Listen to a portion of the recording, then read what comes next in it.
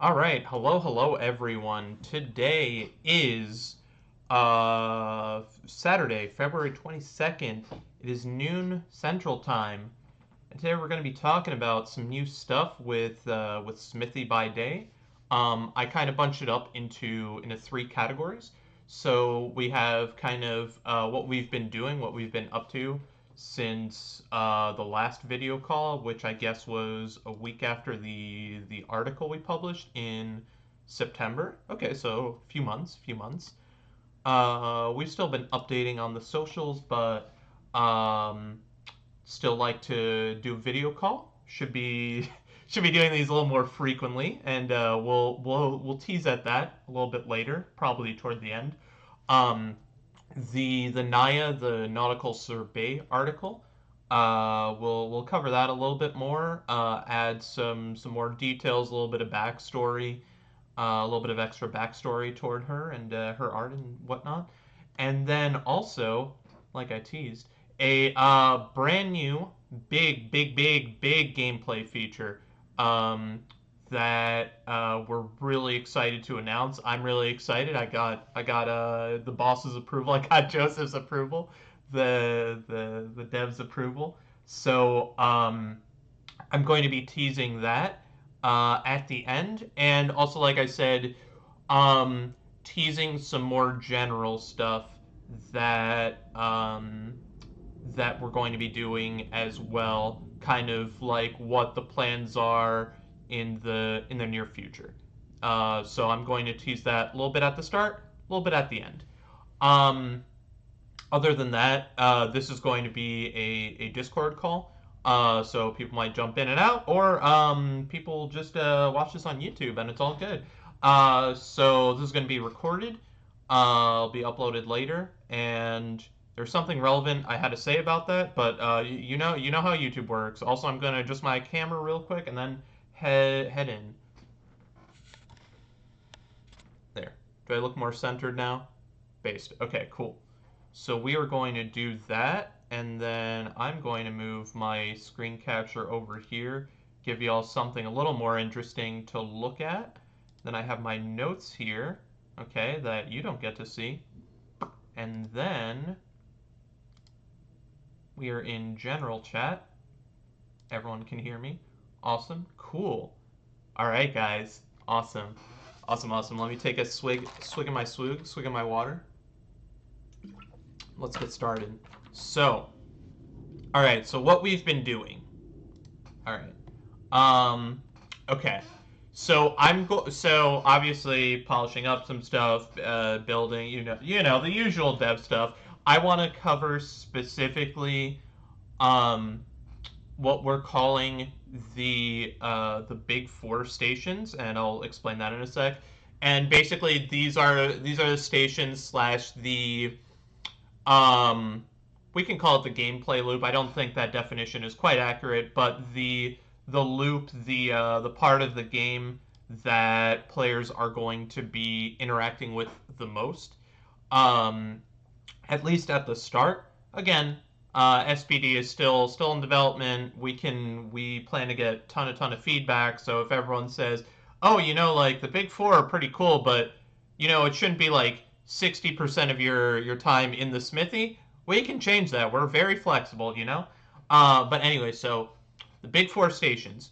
We call the big four stations number one the furnace. So that's where you literally melt your ore, you heat up your ingots, whatnot. You heat up stuff to hammer. And speaking of hammering, the anvil is going to be your station number two generally. Station number three, and yes, I said generally. There might be some items that don't require an anvil, but we're not talking about that today. Thing number three is going to be the assembly table. That's where we're. I don't know how much I'll be talking about this today, but I'm just going to give everything in terms of building a sword. Okay, so we're going to have other items in Smithy by Day that you can craft. As you can see from the article, this is just concept art for an article, but you might be able to do like a staff or a shield or a dagger or something. etc. But we're just going to talk in terms of a sword for the purposes of how the big four stations will work. And finally, the sharpening wheel. So those are your big four. So once again, your furnace, your anvil, your assembly table, and then your sharpening wheel. So to give you a brief rundown of how these will generally work, let's say you are starting completely from scratch. You don't even have an ingot in your inventory. You're going to start with some iron ore, and we'll say at the moment in Smithy by Day, your like base fuel is wood bundles. So you start with some iron ore and some wood bundles. You throw it in the furnace. You wait for it to heat up. It's heated up. It's melted, and now you can either do one of two things. And this is all functional, by the way. I'm very happy. This right now in our test build is all working. Number one, you can either put it in, you can like quench it, so put it in like a water trough or whatever we do for, we're just calling it the quenching station right now. But you put it in water and you add it back into your inventory because you can't have like a flaming hot ingot and put in your backpack or like a wooden barrel or something. Or B, you can immediately take that ingot and hammer it out in the on the anvil, and you just you select what type of thing you want to hammer on the anvil. So for this example, we're going to say a sword blade. You hammer it on the anvil. It becomes a sword blade. Great, you've made a sword blade. Then once again, you can either add it to your inventory or you can take it to the assembly table. And we're going to specifically reference. Y'all can see my mouse. Just confirming. Okay, awesome. You can see my mouse. We're going to reference this part of the sword real quick as an example. So at the assembly table, you're going to put in. It's going at the moment, again, subject to change. We have like two big boxes, right? On the left box, you will put your item, okay, which will be your sword blade, and then on the right, it'll you put your three items, which will be your crossguard, which is this thing that's to like whenever someone like hits you with a sword, you have the crossguard and like kind of deflects or it catches the blade or whatever. Because like if you block and then it like slide, you can see my hand. If you like block it and then it like slides down, hits your hand, you don't want that. That's what the crossguard is for. Then the handle right here, that's just to grip the sword, and the pommel, that's the thing that sometimes like screws in or basically holds everything together. It's essentially like the linchpin of the sword. Also, you can do like fancier pommels to where like you can bonk someone in the head or something like that. But like the most important function is just to screw in the handle and crossguard, the hilt and crossguard. Sorry, but you can call it handle as well. So that's thing number 3 is the assembly table. Thing number 4 afterward is the sharpening wheel, and you sharpen the blade. The blade was dull, you just hammered it, you sharpen the blade. There you go. That's it. There you go. So we've been working a lot to add functionality to everything. The furnace is like, let me phrase this correctly. It is 95% complete ready for at least internal testing. Okay, so it's not finalized, but we are very happy with where the furnace is, and I'm going to talk a little bit about that later. And sorry, also just as a qualifier, everything looks very very blocky, and we just have like I don't. Let me see if we have the old furnace somewhere. Let me see, because we have a new. Okay. So the furnace. We'll just use this as an example. The old furnace we had is basically kind of just like this shape, but blocky, no texture or anything. So most of the stuff we have in Unreal right now is super blocky, so that's why I'm not showing anything in Unreal yet. But maybe we'll be showing some Unreal stuff in the future. in the near future. But yeah, that's why we just have this right now. We're just opening up the articles and stuff that's already publicly available. But yeah, so the furnace is like 95% ready for some testing outside of Jotapon. Um, what am I trying to say? Just doing his own programming stuff in Unreal. I'm going to talk a little bit more about the furnace functionality in a sec. Um, the assembly table, we'll say, is um, starting to be finalized in the design steps, and now we're working to see what feels best gameplay wise. The sharpening wheel, I think, has just some functionality to be added to it. But yeah, you can interact with the sharpening wheel right now. Like, yeah, there's not go. I need After I explain the new gameplay feature, it's going to make sense why the sharpening wheel doesn't need much left done to it. Okay, but the sharpening wheel, we still can interact with it from my memory. And then I'm so sorry. Yeah, the anvil as well. I think is also pretty close to done internally. Um, Let me bring up my notes. Okay, cool. So the two other things I want to briefly touch on that I think are really cool that we're doing in SBD are how we're doing item quality, and it's also functional, by the way, which is really cool. Jotapon has been doing God's work, guys. He's been doing great. I've been very impressed with the last month-ish of development and how fast we've been able to transition. I design and then he implements. It's been incredible. It's been great, and we've been really hustling this last month or so. Um, and so I want to talk about the how we're doing item quality, and also a little bit about how that ties into inventory management. And I'm only going to cover this in terms of the furnace.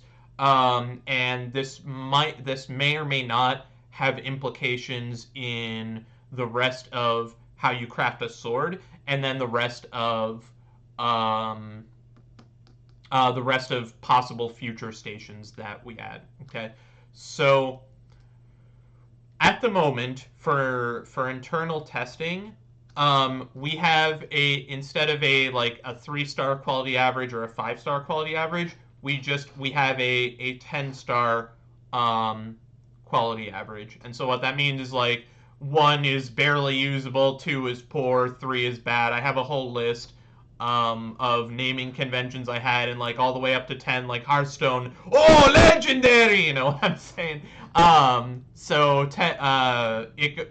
At the moment we have items that go from zero. I don't remember if it's 1 star to 10 stars or 0 stars to 10 stars. Doesn't super matter. You get the point. And so we do 2 cool things with this. Number 1, and this is functional, by the way. I'm super excited about this. Is all crafting materials. So like your ores, your fuel sources, right? So like we said, the wood bundles and your iron ore will have star values associated with it. So you'll have like a 5-star wood bundle and a 7-star iron ore. I think we just call it iron ore chunk or just iron ore at the moment. Piece of iron ore. Okay. Now what's really cool, we do 2 things with this. Actually, I'll tease the 3rd thing we do with it. So thing number 1 is we average what the fuel score, what the fuel score is, and what the ore score is, and we save it to the ingot. So remember, once again, you get the ingot, and then you can put it in your inventory. So once you put it in your inventory, you combine, like, and again, subject to balance or whatever, but let's say the fuel and the ore have equal values and don't have any special properties. You combine a 5-star fuel source with a 7-star ore. You combine them, and then you make a 6-star ingot. Okay, so that's thing number 1 that we do.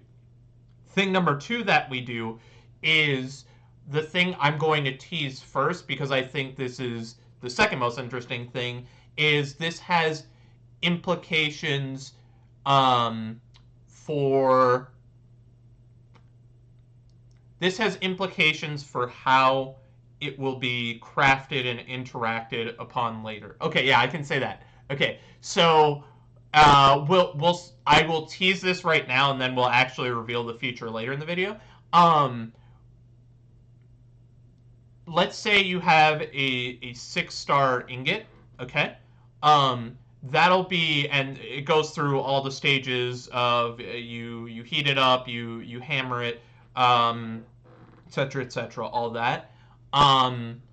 You're now at the sharpening wheel.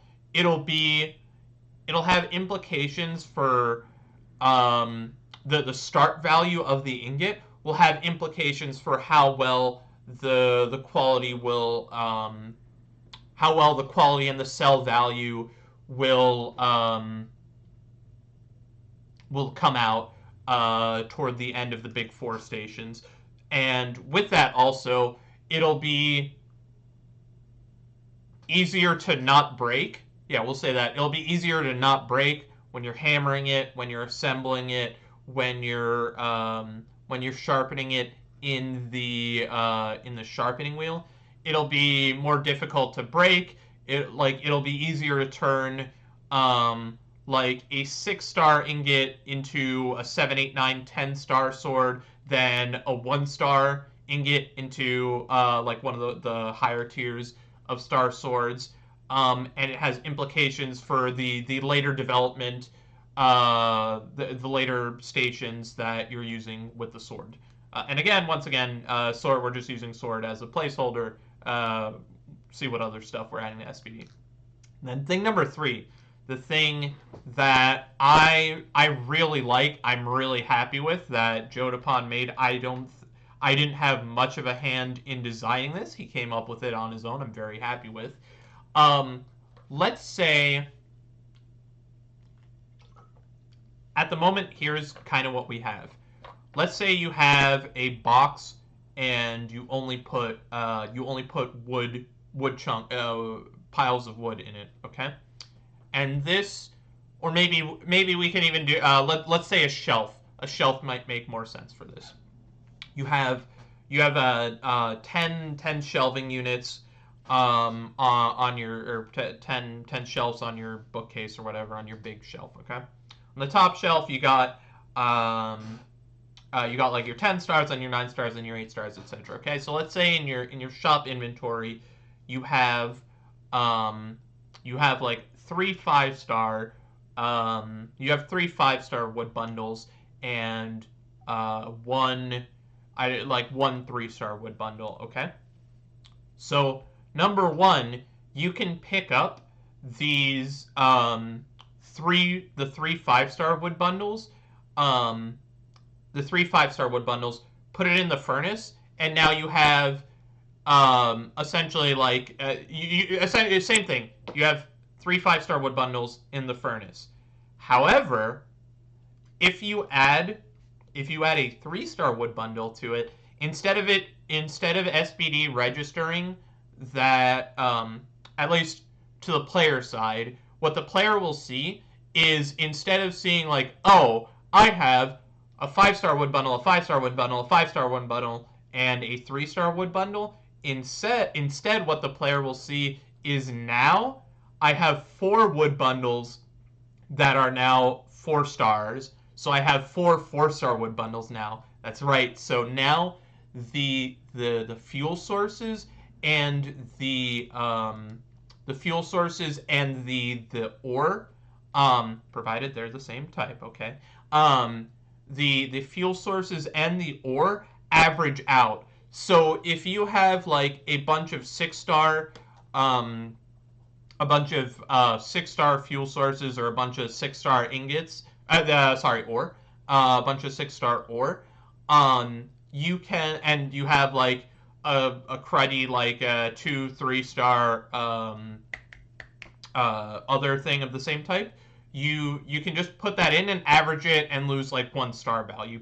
And so the only balance thing we've done for it is it just rounds down, because in theory, as long as you have one 1 or 2 10-star materials, you could infinitely round up, round up, round up, round up. So I have like 2 10 stars and I put in a 9 star, and that automatically rounds up, and now I have 3 10 stars. So it'll just round down. That's the only balance thing. But other than that, world's your oyster. If you want to put like a 10 star, an 8 star, a 9 star, now you have 3 9 stars, great. If you want to do lower stars and lower stars, higher stars, or just like you have 10 5 stars and for you don't like that 1 star, you can just make that 1 star go become a 4 star, etc. Okay, and really happy with that.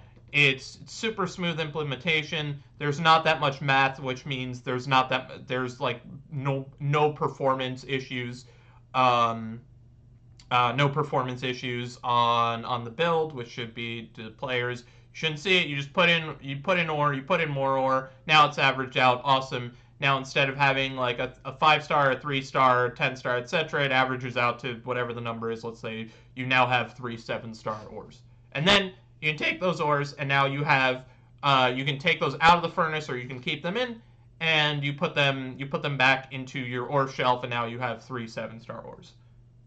Awesome.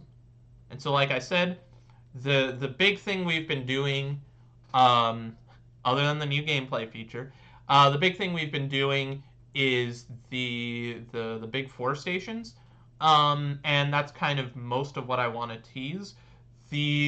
The other thing we've been doing is, I can very, very broadly say we've been working on some visual stuff, perhaps for marketing material purposes, and that's all I can say on that. And we're going to be, you'll hopefully see a lot of that soon, and hopefully I won't have to just look at my articles and get screenshots from like the Blue Sky we've been posting it to, and the Discord and whatnot. So hopefully in the near future y'all will be seeing stuff soon. Okay, so that's kind of what we've been working on. We're already at 22 minutes. It's lit.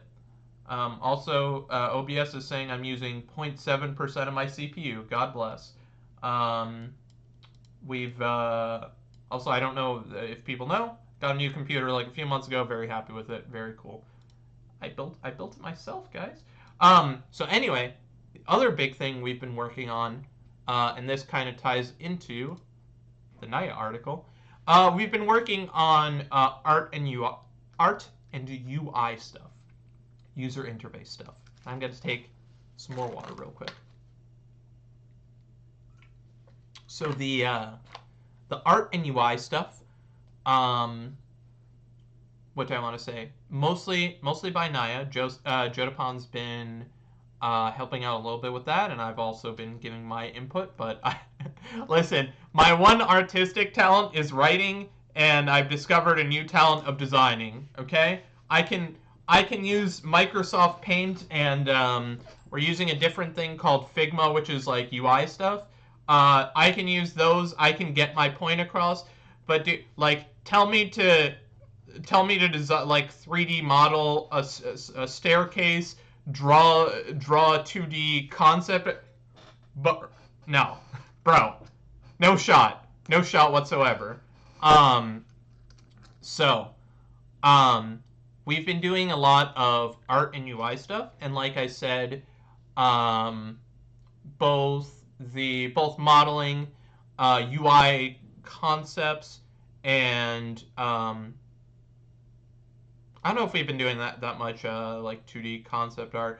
I think we've been doing a little bit of more art inspiration stuff. So going around like, oh, I like this scene in like The Lord of the Rings, or I like this tavern from like Skyrim or something like that. Going around finding different inspirations and making it our own. It's kind of been what we've been doing on that front. Like I said, hopefully more stuff to show in the future. Um, and I'm if I didn't cover this in the article, at least as always, everything is subject to change. Right now, we're reworking the Naia, among other things, is reworking the blacksmith model. Um, so we kind of like the feel of what we're going for with the blacksmith model, but we want to make it. I'll just say we want to make it better and leave it at that. Yeah. We're super subject to change, super on paper stuff. We'll just say we want to make it better. That's about it. Um, that's thing number one. UI stuff. Uh, we have a lot of cool UI stuff. The only I'm not going to be able to show any of the UI stuff, but I will be teasing something that is heavily UI, and that's your new hint of the big gameplay reveal. Um, and no, that's pretty much it. So I just wanted to go over and kind of expand on the Naia article a little bit more.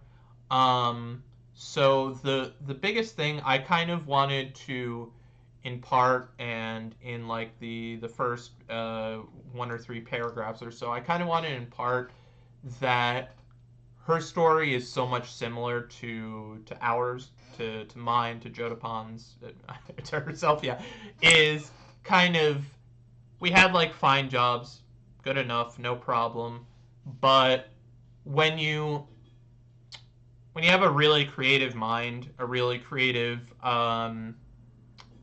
unresting mind, I guess I would say that you're kind of daydreaming at work. You're always thinking, oh, it'd be cool, like this idea, that idea, whatever.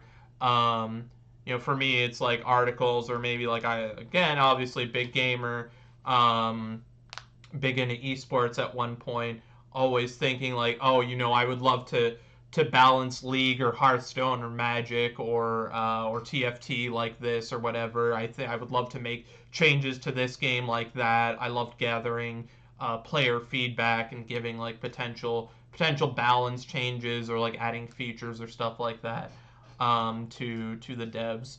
Um, keeping someone like keeping people like that in like a we'll just say like a corporate job um, can be really frustrating, right?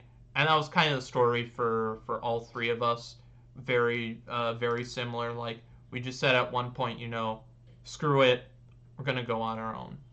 Um, for me, that was very early. And I hate applying to jobs. So it's kind of whatever gets thrown in front of me. Great, sounds good. And if not, kind of do my own thing. Um, for Jodapan, he's been very hungry to start his own business. I've done business with him in the past, and he's so great to work with. He's amazing to work with. He's super passionate, super dedicated. And for Naia in the article, I don't know if I mentioned it. I really should have reread the article before I did this section. I just kind of brushed through and said like did just some major notes of like kind of the topics I want to cover. So if it's stated in the article, or if it's not stated, you're welcome or sorry. Haha. um, for Naia, what she did was, I believe um, around COVID, she started her own business, and then got, from my memory, she got like 1,000 followers within 6 months. But the problem with that was she was doing her own business while also working another job, and then the second time around, she was working her job, and she's like, man, I know, like, now I know, I've done it before, I know all the steps, I think like I can really excel at it. And then she got like 1,000 followers, and half the time she's been popping off Now she won a competition to do. The prize was like she has her own booth at a convention, so she's been doing conventions now. She sells she sells stickers by the seashore. Jesus. She sells stickers on her shop. She's done concept art. She's done I believe she's done a little bit of work for another developer. Um, and so her business has been going really well. By the way, I've at least twice, one, two, yeah, I've linked her website twice in the article at least. By the way, go look at her stuff. Look at how cool it is. Wow, amazing. Stickers and prints. Go buy it. Look at it. Look at it. Oh, and tote bags. Pog. $12 for a tote bag. That's reasonable. That's pretty cool. There you go. All right, buy her stuff, dude. All right, excellent. Anyway, um, so her business has been going well, and she's been great to work with. She's been super open to communication, to suggestions, to my crazy like. I'm thinking if I should hint at something.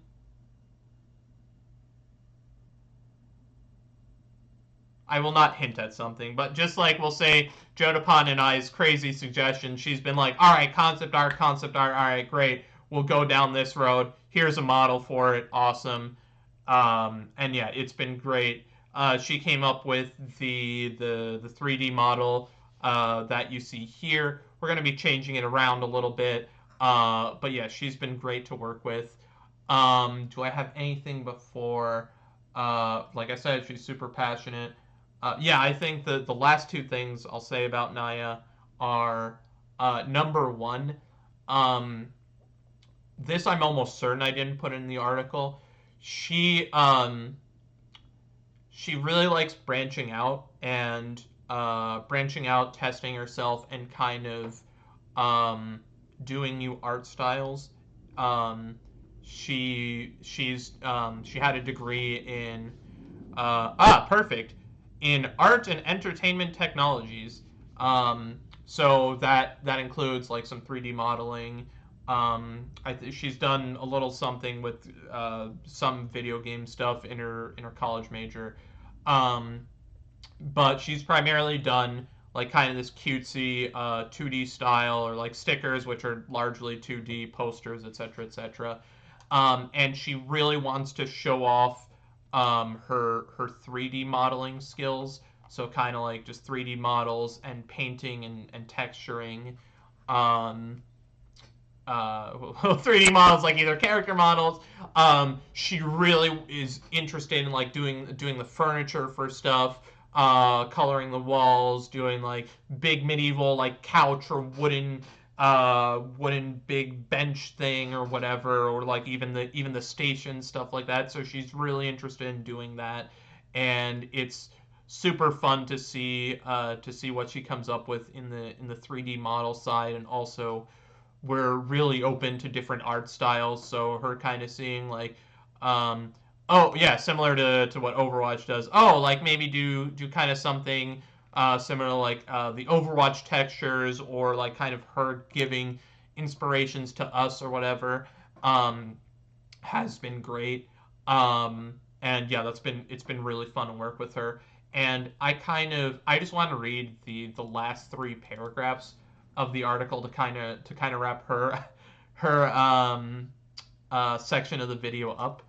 And yeah, we'll just do that. So, however, since she's finished a draft 3D model of the Smithy building, this thing right here, uh, of the Smithy building, Nautical Sorbet has been itching to start making furniture. I love playing Minecraft and making houses. Plus decorating and designing the interiors, I'm really looking forward to that. In any game where you can build a base, I love that. It's so much fun for me. For SBD, my hope and goal is to create an environment that really does feel like you're in a cozy forge, where it feels like something new but also familiar. And I hope players enjoy looking at it. Perfect. What a wonderful person. What a delight. Amazing person. She's been great. She's been really helpful. I'm so happy we have We have a properly trained artist in our team. It's been great, amazing. So that's that for the Nautical Sorbet. And now at the 35-minute mark, and I remembered what I was going to say in the intro. I was going to say, oh yeah, by the way, guys, I'm going to probably link or say in the intro that at like the 30-minute mark or something, we're gonna talk about the new gameplay feature. So just skip there. So it is now 35 and a half minutes. New gameplay feature, baby. So what I teased was this thing. Okay. So let me make sure. Okay, cool. Cool. Oh, should probably close the Trello just in case. You know what? You don't want to see what's in the backlog, guys. Am I right? No, yeah, you don't want to see that. And so I teased this. And so this, actually very cool, is a picture from one of my fiance. I have one of my fiance's tarot card decks, and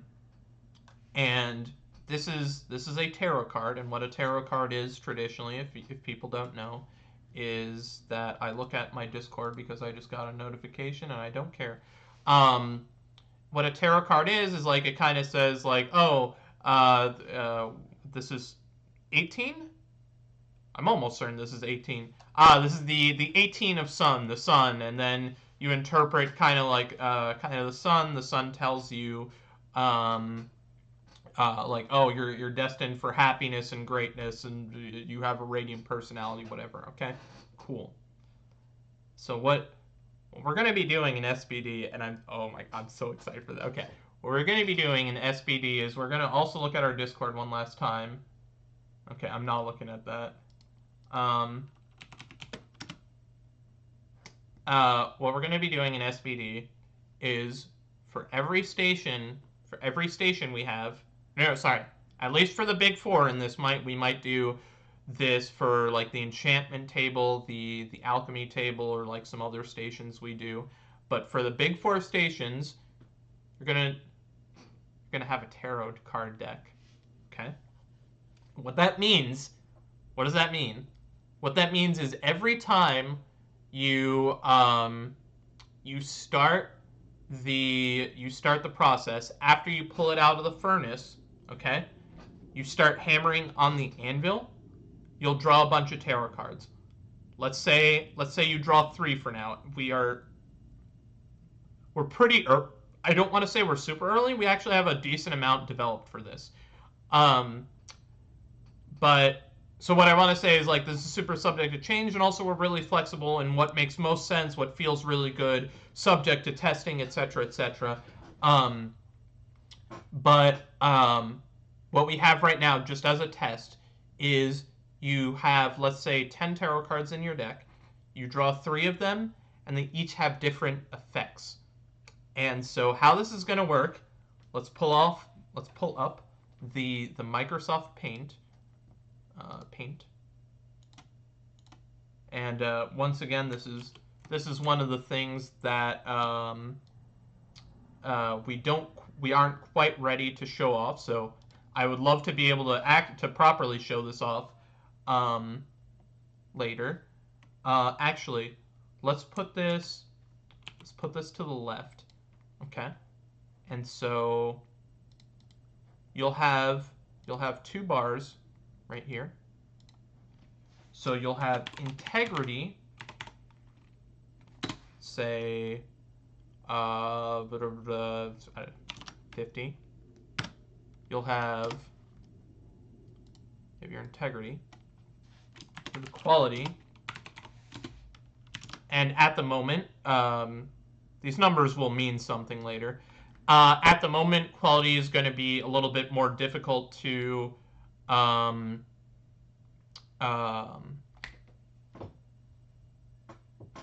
quality is going to be a little bit more difficult to increase than integrity. This will all make sense in a bit.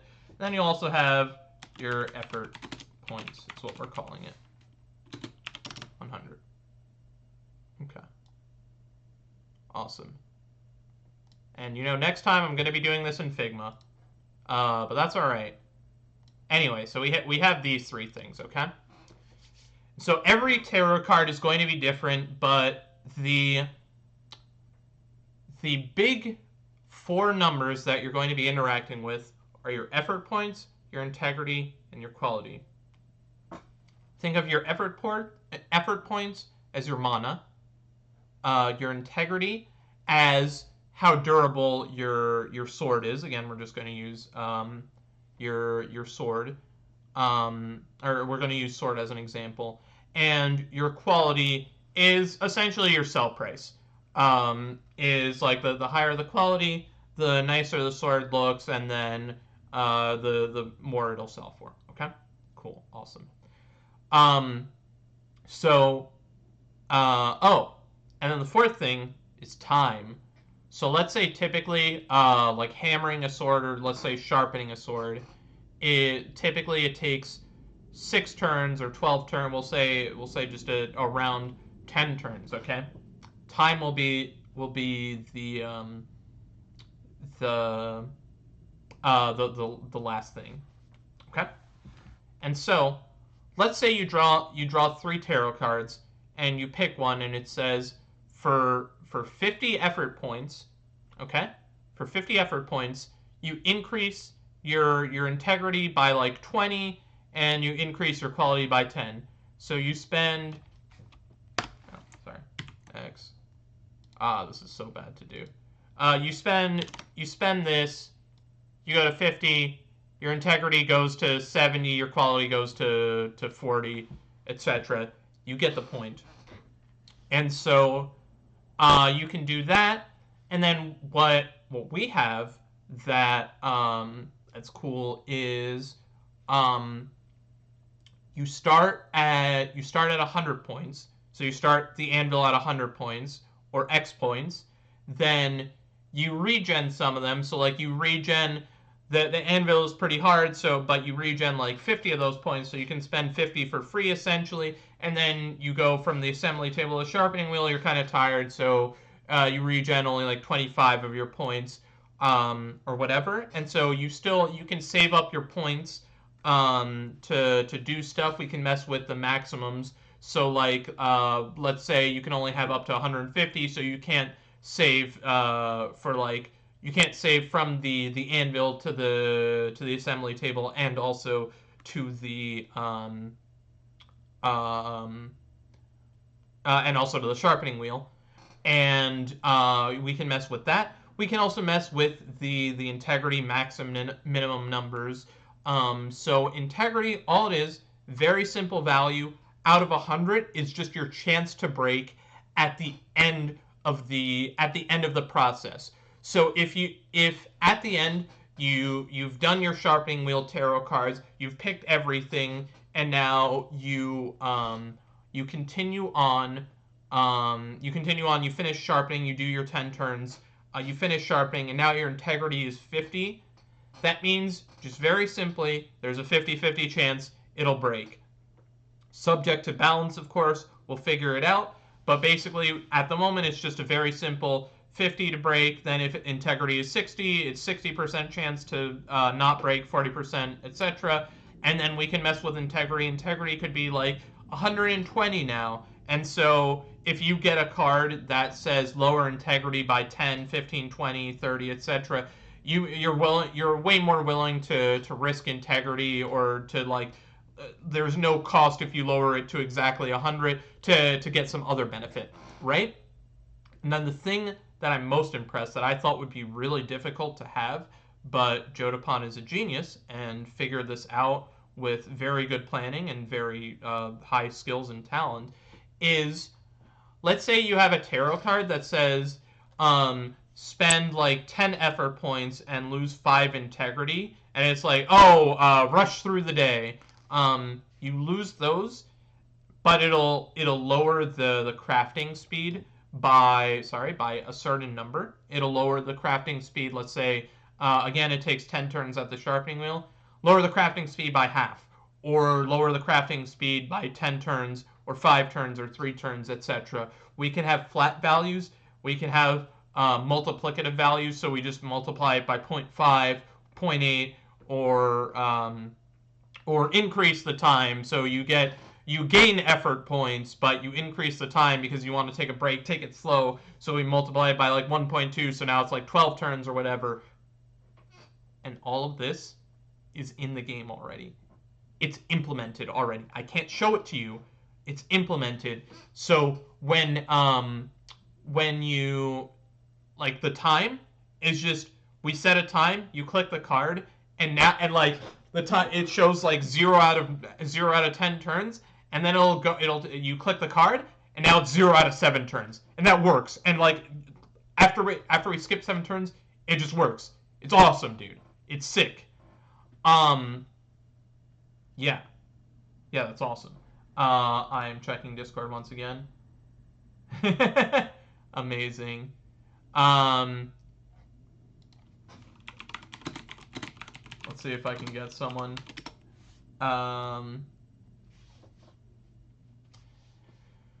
Let's see if I can get someone in the Discord call. But yeah, so that's implemented.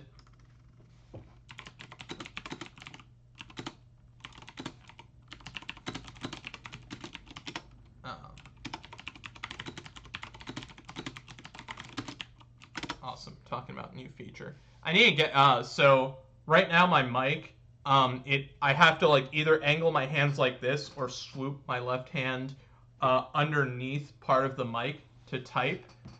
So it's very awkward. So I need to figure out how to use a keyboard with this mic. So right now we're just not doing anything. We have hands in the air, officer. But anyway, so that's kind of the gist of what we've been doing.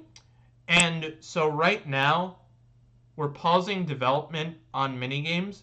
That doesn't mean SBD is never going to have minigames, but this is kind of going to be the core gameplay loop, is we're going to develop really sick tarot cards.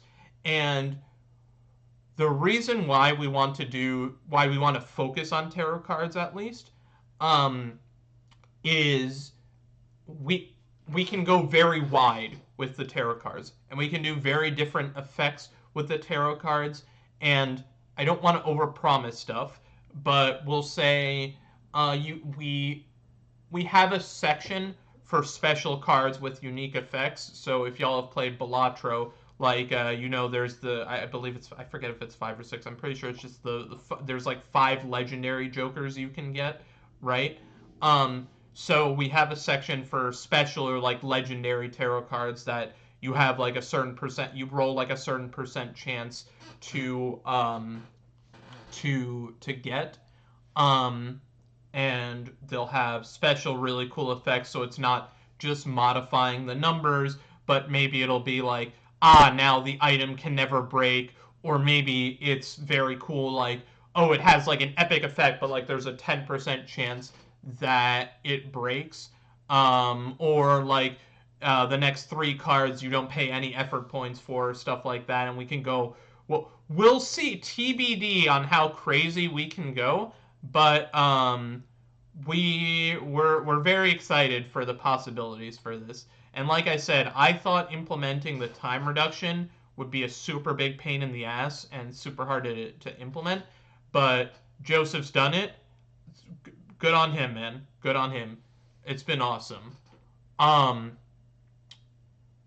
Also on on more of the deck building side, and more on the how this overall fits into the world building and gameplay of it, is there's a lot of implications in the story of this. I don't think I've revealed anything about the story, except Attack on Titan fans will be really happy with it, and that's all I'll say on that. But there's story implications like, you can find these throughout the resource gathering of like going in caves, and there's like a random blessed tarot card or like random magical cursed tarot card or something that you have to uncurse or like disenchant or something before you can play them. Or sometimes a special merchant arrives, kind of like Dave the Diver, that you get a special merchant that comes in I think it's Tuesdays, Thursdays, and Saturdays. Do I remember that correctly? You get like a special merchant that comes in, or maybe like one of your merchants will say like, "Oh, I got a like new shipment or whatever." Like as item rewards, you'll have like special customers. These are all things we're thinking about, and we can do on that end. On the other end, we can also we're thinking about like upgrading cards. So how I originally designed it, how we tested it over the board, meaning in TTS in Tabletop Simulator, is I said, um, you have. I just did it with like normal cards, like the Ace of Diamonds. It costs like you can upgrade it 4 times, so it costs like 5, 10, 15, 20 effort points, and it increases your integrity by like 10, 20, 30, 40 integrity points once you upgrade it. And originally, my idea was like gems is going to be. Sorry, this is not a free to pay game. Okay, you just pay a fat fee, flat fee. You pay a flat fee, you get the game. But I was thinking, oh, like gems, like you get rubies or sapphires or something, and you can upgrade like your like effect cards are always upgraded with like the sapphires, and you like the normal cards are always upgraded with rubies, stuff like that, and you find these in resource gathering either exclusively or primarily. So we can have upgrades to it. We can have initially this part I believe is functional, or either functional or very easy to implement. So don't hold me 100% to that. If someone hacks our build and figures out that it's not implemented, don't sue me. We can have it to where initially, like at the start of the story, you only draw 3 cards a turn, or 1 or 2 or 3, and then later, after you upgrade and do these story events, you get to draw 6 cards at a time, and then we can do re-rolls as well. What I'm mentioning now is very easy to implement, but we haven't implemented it yet. What you can do is you can add re-rolls to it, or maybe you can do more of like a Hearthstone mulligan, where instead of mulliganing your whole hand like in Magic, you can mulligan certain cards. So you draw like 6 tarot cards, and you can mulligan 3 of them, and or maybe you can do shop re-rolls, kind of like TFT, to where your first shop, but it's like scaling. So like your first shop re-roll is like 2 effort points, then 5, then 10, then 20, etc., etc. And I guess that's more. Balatro does a similar system. So like you can have more expensive effort point re-rolls. We can also impose deck building restrictions where each card is kind of labeled like an uncommon, or sorry, like a common, a rare, an epic, and a legendary, to where you can only have like one type of epic card in your deck, and then the same thing for legendaries, but you can only have like 5 legendaries total in your deck, and then you can have like 2 copies of rares and 3 copies of uncommons, or of commons. Sorry, we can do a lot of different stuff. We're super excited. I like deck building. I originally, the first game I kind of pitched to Jotapon was, what we originally worked on was something like we were going to combine Vampire Survivors with Slay the Spire.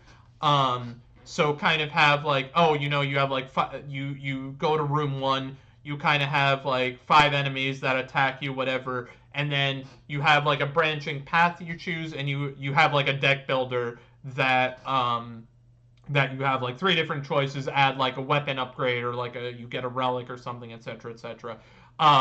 And so we have what was I trying to say? I don't remember, but I'm saying it. Oh yeah. So sorry. So that was the original idea, and then eventually we pivoted to SBD, to Smithy by Day, and so I'm really happy that I get to design cards. Bro, dude, I love it. I'm in my happy place, man. This is awesome. Okay, sick. We get to design cards, and I'm super happy with it. there's a lot of different areas we can and paths we can go down, subject to testing, subject to balance, subject to all of that, and yeah, there's a lot of stuff we can do, a lot of potential for that, for the tarot card feature. Um, like I said, we're going to have some more visual stuff. We're going to have some more visual stuff later. Um, I, I, it's been an hour, almost an hour, 55 minutes, and yeah, I'm starting to lose it. So I'll just say we're going to have a lot more visual stuff very soon in the near future. So I don't have to go into MS Paint and to like look at static pictures and whatnot. I would love to show you some stuff that I can play around with in the Unreal Engine. Um, we have cool Unreal stuff we're doing. It's awesome. Very happy with it. I'm very happy with how we've been progressing so far. Um, cool stuff soon. Everyone's been great. Um, I I believe I think I know of the 42 or 43 Discord members that are in the Discord. I know all of them, or at least all of them except for one. Um, I'm super happy with everyone that's been super supportive, giving feedback, giving feedback to a game that we haven't even. We just said like, hey, listen, we're doing blacksmithing, we're doing like some kind of simulation management thing. There's going to be a resource gathering, and having so many people give feedback as well.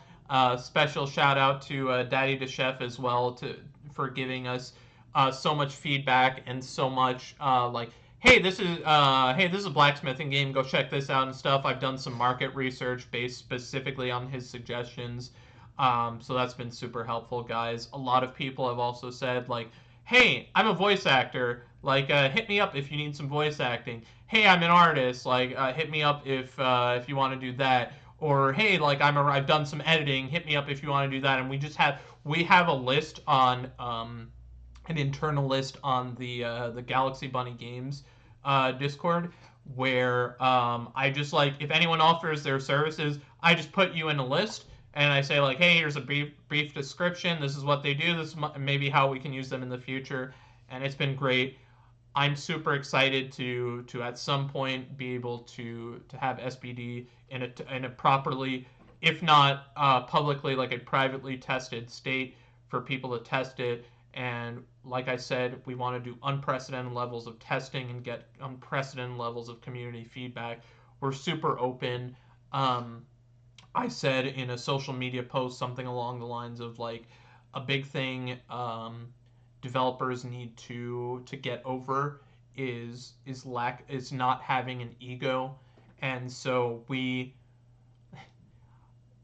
both Jodapan and I have been like pitching ideas and then saying, oh, that can't work, or oh, this is going to take a lot of time and whatever, and kind of humbling ourselves to, okay, you know what, kill it, it's fine, kill it, we're not like, it's fine, let's do this instead. And so the tarot card was born in this environment, and I think we've made something really unique in the genre of game we're doing that can be built very wide and quite deep as well. And yeah, we can go very deep with this as well, and it can be built out. And we're super happy with it. A lot of stuff that that players have said, like some the most, again, no one has seen a playable build of this except for us. Even the over the board stuff, I think only myself, Jodapan, Naia, and my fiance are the only people that have seen SBD over the board, where we just like simulate stuff, simulate the game engine by like dice rolls, whatever, etc. The biggest piece of feedback we've gotten for a game that no one's seen is, hey, listen, minigames awesome. Just make sure they aren't repetitive. Make sure I'm not doing the same thing. Make sure, like, the first, the fifth, the 10th, the 20th, the 50th time, it's probably going to be fun. But after, like, the 100th time, I might get bored. Make sure there's, like, some way to automate it or something like that. We've got a ton of feedback. We've noted it. We note things. We're willing to change. We're flexible. We're dynamic. We listen to everything.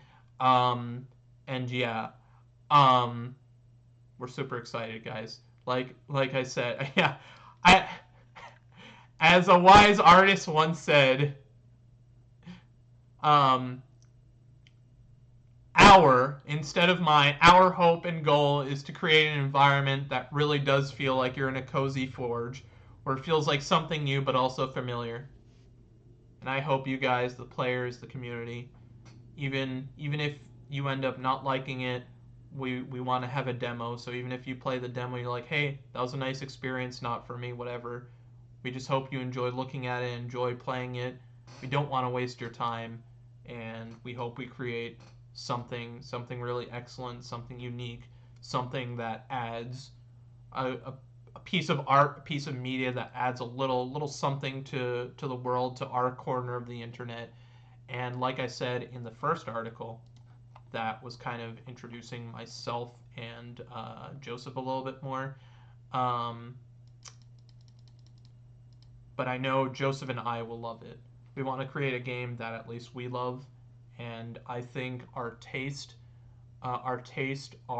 low amount of ego, and our openness to community feedback, um, and both our experience. I can say this as well. My experience in explicitly gathering community feedback. I was a community manager for a little bit, um, and Joseph's traditional degree, um, where he said, like, always make things super intuitive and super simple for the player. That doesn't mean lack of depth. It just means simple on the surface, easy to grasp, intuitive UI, whatever, and that you're not bombarding players with stuff at the very beginning.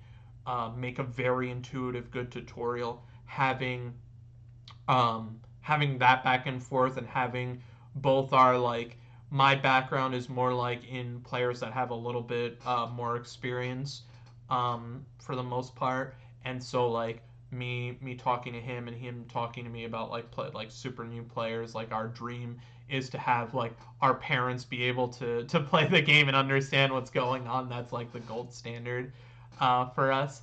That's been really fun and really rewarding. Um, that's pretty much it, guys.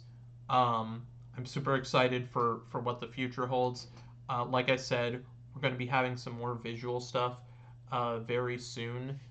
Um, and yeah, guys, like, look forward to what's to come. Keep an eye on the Discord.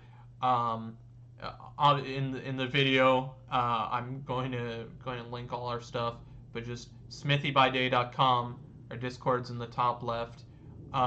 If you're in our Discord, you won't miss anything. We post a little bit of stuff to Blue Sky, a little bit of stuff occasionally to Twitter, whatever. Like, I do these videos and whatnot, but everything is reposted to the Discord. Oh yeah, of course. And our website, the thing I'm on right now, we post up to our website as well. But you won't miss anything if you're on the Discord. I also, one very last thing, um, game reviews are probably, if not the second most important um, thing to help developers. Um, so it's either like you literally buying the game, or you leaving a Steam review. Those are, like, the two biggest ways you can support a developer of any size. Huge, like, millions of copies sold, or, like, small indie dev that's selling, like, 10 copies a month or something. At any level, the biggest thing you can do is leave a Steam review. Wish lists are nice. wish lists are still very good and very helpful, but Steam reviews from my research, my understanding, and from a lot of people is about 2%. So 1 in 50 people who've played and purchased a game leave a Steam review. And so one of my, we'll say, community campaigns, marketing campaigns, whatnot, is I would love to increase that number to SBD to where instead of 1 in 50, it's like 1 in 40 for our game. That would be awesome. That would be great. Um, and with that, so with all that preamble, because again, we game isn't out. Like there's no way for you to review the game. I want to. I'm trying to do reviews of the games I'm playing. Um, Almost exclusively, I want to do positive reviews because there's some trash on my Steam library. If you know the words DDS2, you know what I'm talking about, okay? But I have a page specifically in the Discord for gameplay reviews. And then also our most active Discord channel, text channel, is not our general chat. It's actually our other games chat where instead of people like sharing like memes or whatever in like the general or just talking about their day, it's actually the other games, and we have a really um, mostly positive, mostly positive attitude of like, oh, check out this game. This was a cool like blacksmithing game or whatever. Or, like even just some I don't want to give a false example, but yeah, let me just go in the can I yeah, there's only one private channel, so yeah, let's just go to the other games real quick. And hello. Okay, y'all can see this. And so yeah, okay, yeah, perfect. Like orcs must die. Yeah, great. Or like these are all smithing, smithing. We really like smithing. We don't talk about that. Yeah, Dome Keeper. Yeah, Command and Conquer. Awesome, great. Oh yeah, dude, I love TCG Shop, dude. Yeah, so awesome. So yeah, like our other games chat is very active. Um, so I hope, with all this said, I hope that I want to lead by example and show like, hey, I'm reviewing games, even if they're big or small, indie or has a publisher, whatever, it doesn't matter.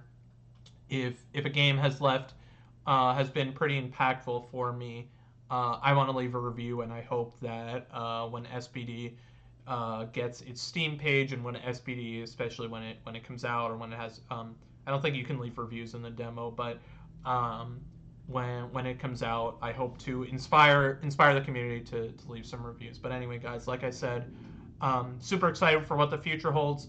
It's cool. We got tarot cards. We got the big forestations, baby. We got art that's coming out that I can't show you yet. UI ideas that'll knock you off your chair. We will not be held liable for any chair damages that occur while playing SBD or reviewing SBD products or related marketing materials. It's going to be lit. Stay tuned. Take it easy, guys.